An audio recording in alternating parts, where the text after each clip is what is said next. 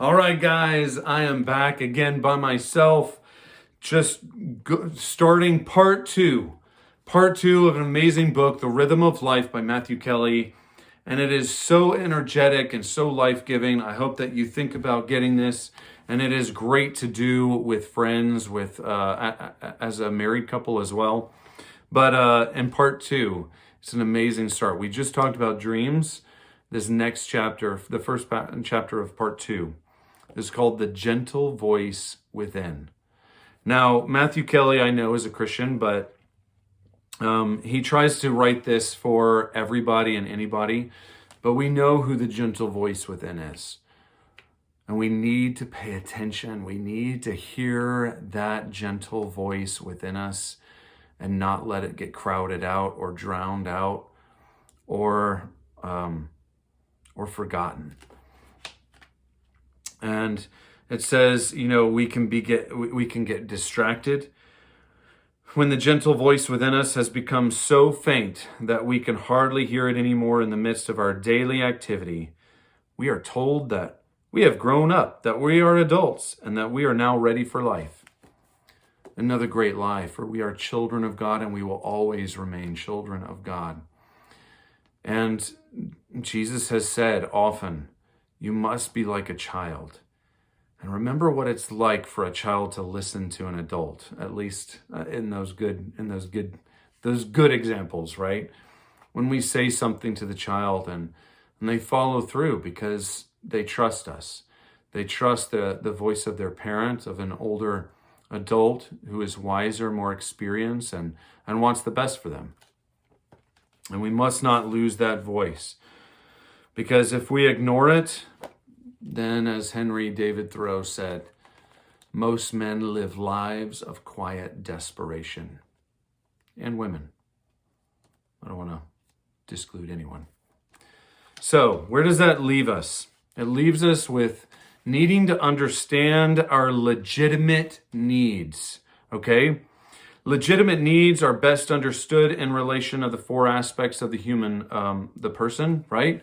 Even in Scripture, I mean, they'll basically say the spirit, the soul, and the body. We break the soul up here, right? In emotional, intellectual, physical, and spiritual. And there are needs for each one of these areas, right? Our legitimate needs. There are some things, of course, that we need to survive. He calls those primary needs. You need food and water and air to survive.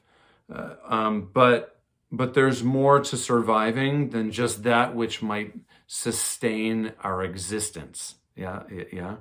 We want to be thriving. And he says, are you in a habit of just surviving? Or do you think that you are ready to get into the habit of thriving? Because let me tell you, thriving takes work. Thriving takes discipline.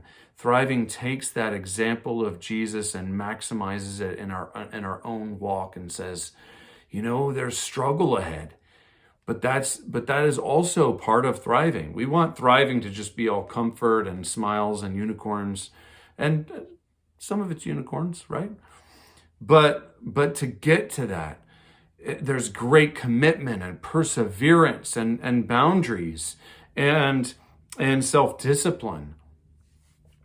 So the second needs are the key to thriving. And he talks about each one of these so that we can pursue the best version of ourselves. So we think of physical needs, right? Most people will do a diet so they can look thinner. Do they actually think about eating healthy, though, because it's healthy? Because they actually want to thrive. They want their body to feel good. They want to feel like they actually have a self-control over their physical self, an awareness of what their physical body is asking for. I've been working out for a long time now, and I feel it when I stop. Do I like the workout itself? Yes and no, but more importantly, I know that it puts me physically in a healthy spot, especially because I have children. I have a 3-year-old that I want to keep wrestling with, and then I want to have grandchildren that I can wrestle with too, And then there's So he talks about, of course, not just diet and exercise, but sleep as well. Emotional needs. We go into emotional needs, and this is, of course, the precious time that we get to spend with family and friends in our community, and perhaps a coach or spiritual mentor. The emotional need of acceptance. We need to know that we are in a group, even our family, where they accept us for who we are. We want to be able to be in that group and feel like we also belong. Like, this is my tribe. We also have a need for dynamic friendships, not just the superficial ones where you talk about sports, but the dynamic ones that say, hey, tell me, I know that you're struggling in this area. Let's talk about it. And then, of course, the greatest emotional need, which is intimacy itself. Intimacy, which is where all the treasures of the closest relationships that we have. Intellectual needs. We all have a need for a constant flow of ideas that inspire us, challenge us, illumine our minds. They teach us about ourself, the self, the world. They show us what's possible. They encourage us to become the best version of ourselves. And unfortunately, one of these things is learning and intellectual development, and we have often connected that to just the education system, and that's not true. It's not just education for the sake of test or the sake of a plaque on the wall, but to develop and grow ourselves, to become the greatest version of ourselves. We have to keep growing. One educator once said, if you stop learning, you stop living. We need to always grow. And whether you are young or old, into your 80s or 90s, it is still possible.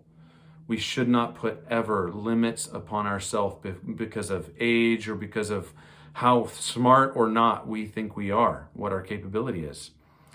Of course, it doesn't mean that, I want to learn things that are not in my realm of the best version of myself.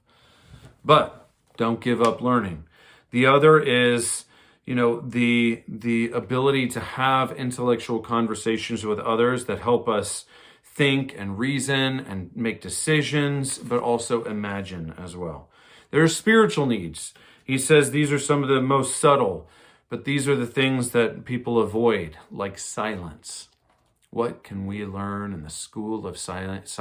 I can tell you, treasures are to be found there. Solitude. If someone were to say, hey, do you feel comfortable being alone? How long? Could you spend a whole weekend alone by yourself? What do you think would come up? Would you avoid it, or do you need other people? Then there's simplicity. Life needs to be more simple. Life needs to be looked at from the sake of what's going to help me thrive, not what's the next desire I have, the next whim I have that I need to fulfill. The next one is called interdependence. And this is a big CR one. CR, we talk about the community, the family of Celebrate Recovery. We talk about the fact that, in fact, someone once said, it seems our greatest hurts come from relationships. It's only logical that our healing will come from relationships too. The American idea that you can be independent is a complete myth, or some might say lie. Why? Well, some might say, well, I got here on my own. I created my own success. Really? Well, if it's a product that you're selling, then could you have done that without customers? Okay. If it's a service, could you have gotten by doing business with only yourself alone? What about those that helped form you in your past? And maybe there were struggles, but there were people along the way, I guarantee you. And that's what interdependence means.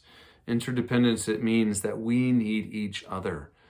Business only continues to grow and thrive if there are other business growing and thriving. We need each other. We need our community. We need that togetherness. And though it's hard, God made it that way so that we would grow and become the greatest version of ourselves. So we would have that opportunity, that sharpening effect, so long as we are partnering with him and he's able to put meaning and purpose into whether it is a suffering or difficult trial or circumstance, or whether it is a joy or victory to be had. So once again, we're talking about rhythm of life, a great look at what it means to become more self-aware and be willing to let God develop you, to grow you on this journey that is called life, because he does have plans, right? One of the most famous verses, Jeremiah 29:11, for I know the plans I have for you, not plans to harm you, but to give you a hope and a future. And I hope to see you at Celebrate Recovery on Monday nights here at Christ Community Church. 7 o'clock is the starting time, but you can always come early. Many of us get together for dinner starting at 6:15 or so. And we hope to see you there, or we will see you on the next video.